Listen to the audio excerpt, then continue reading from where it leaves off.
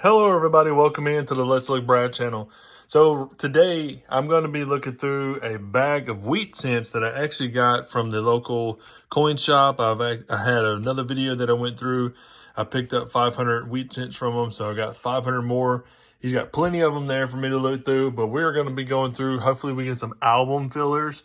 Hopefully we get some upgraders in there to be nice, but definitely going to keep going through there because the only thing he looks through is the dates on there, pulls the dates, but it can be easily varieties in there, which I think we got a few varieties out of the last 500 that we hunted. Hopefully we get something in here. It'd be nice to get, you get the 41 double dies, you get the 36 double dies, OMMs, RPD, so forth, so on. So it's a lot to look for in the wheat cents themselves. And as always, what I do not use, I put into the jug here. As you see, we got a water jug. We're filling it up with all the wheat cents, and we got quite a few of them in there.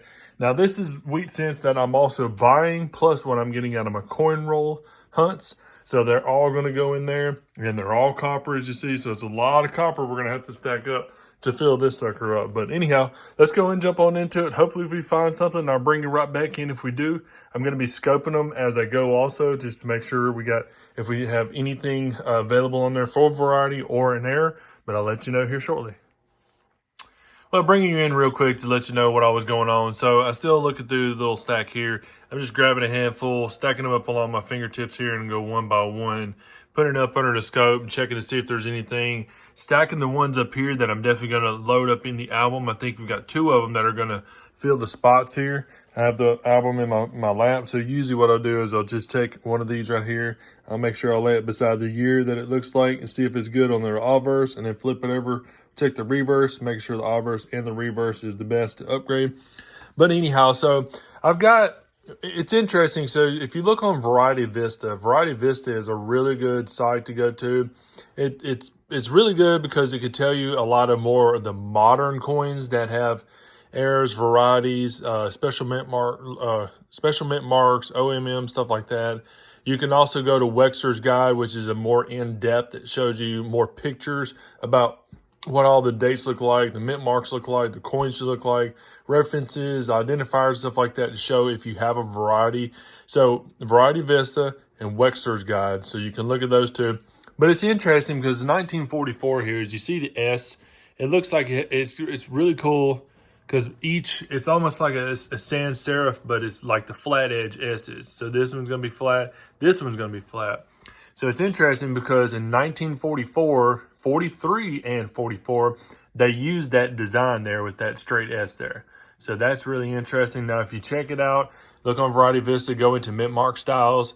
You can go into the Philadelphia, Denver, San Francisco, New Orleans mints.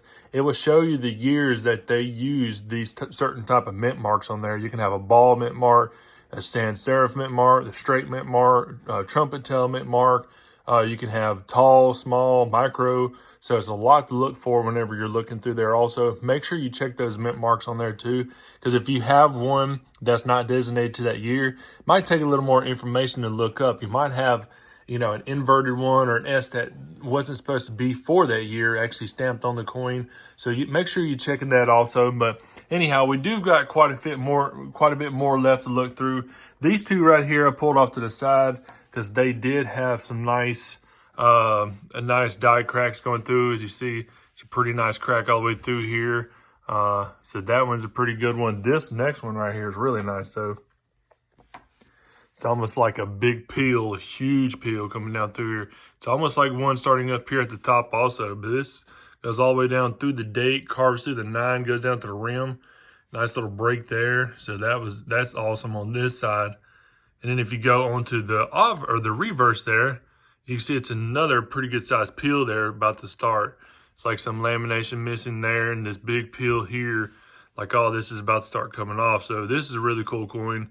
I always like these. I always like the lamination peel, the die breaks, the big die cracks, bigger die cracks, because you see a lot of die cracks going on nowadays. They're just kind of simplistic compared to these right here. So these are really awesome. These are really cool. So I hold these off to the side for sure. But still got quite a bit more to go. As I say, it's pretty nice that we've got that many to load up in the album for upgrades and fillers. got everything sorted out, went through all 500 wheat cents. We do have, as you see, the 2 stacks here are actually what we're going to be loading up in the album, and actually fillers for a couple of them, for a few of them actually. We did get a clipped planchet, which is 1950D there, just to let you guys know what the clipped planchet looks like. The machine kind of catches the edging of the penny there and bites it off. It's going to be pretty smooth throughout there, so you definitely are not going to have any modern damage, more or less.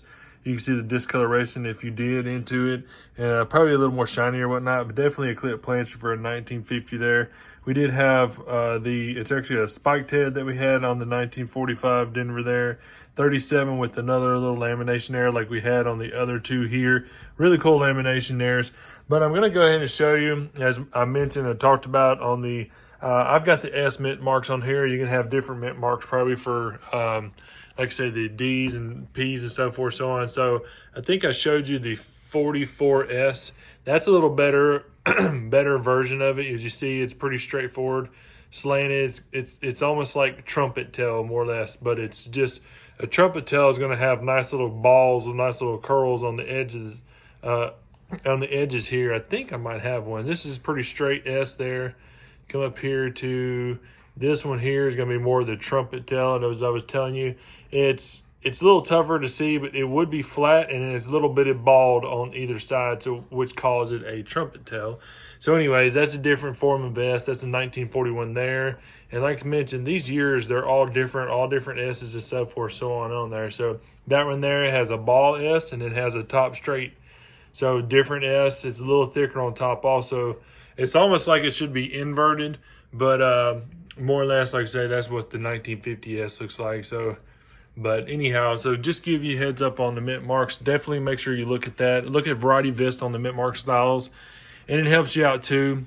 You, like I say, you might have a mint mark that's on a year that's not supposed to be there, so it might be worth questioning, might be worth looking into a little more. But we're going to go ahead and start putting all of these in here, and I'm going to go ahead and show you really what we got so far. And it's interesting because these shinier ones, they've definitely been cleaned, polished up and whatnot, but if we don't have them in the album, or if they definitely, yeah, so in 1916D, we don't have it. So we have it in here, so I'm definitely going to load it in. So it started off with a 1911, which is nice because we could use a better 1911 that we've got in there. That one's just a smidge better. So anyhow, 1911, 1916, we got the Denver and the Philadelphia to upgrade. 1917S and a 17 Philly. Move over here to 1918, a 1919S, which is actually a pretty decent condition for a 1919S. A 20S, a 25 Denver. Come over here to a 26, 29 with the Denver, a 34 Denver, and a 34. I don't know why I put that there. Yeah, okay, so it skips between the 29 and 34. So 34 Denver, 35 Denver as well, 37s. We got the Denver also with it, 38. And a pretty nice 41 Denver. We're definitely going to swap out for an upgrade for the 45 Denver. Same thing with the 46 and that 48S as an upgrader also. So actually pretty nice.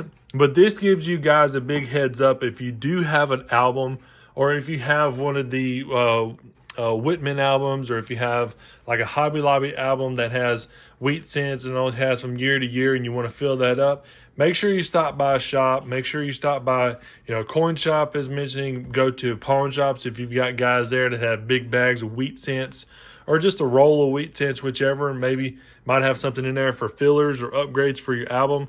And it keeps your thought process moving. It keeps you moving as well, because if you want to fill the album, make sure to get out there and look around for it.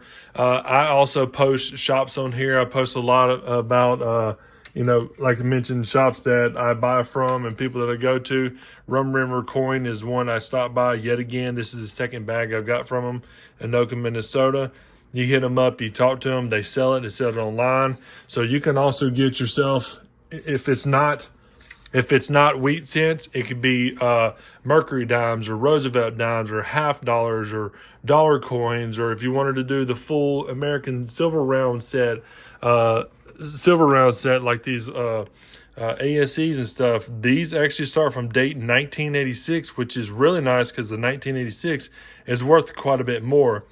there is a few years in here that you can get that are, like I said, they're worth a little bit more because of lower mintage or just a different design and stuff like that. So make sure you're looking for those. Make sure to keep yourself moving, guys.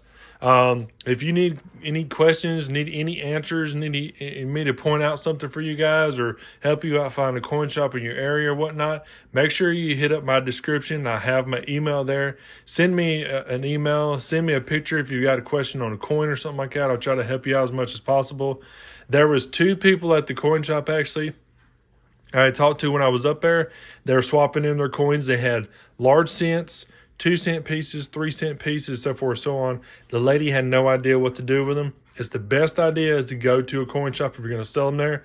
But before you make that decision, try to reach out to somebody and try to talk to somebody to see what you've got, honestly, really, because those 2-cent pieces, they're probably at a decent price, probably sell about $25 to $30, a decent grade, $25 to $30 a piece, because usually I buy them right around $20 to $22 a piece at shops.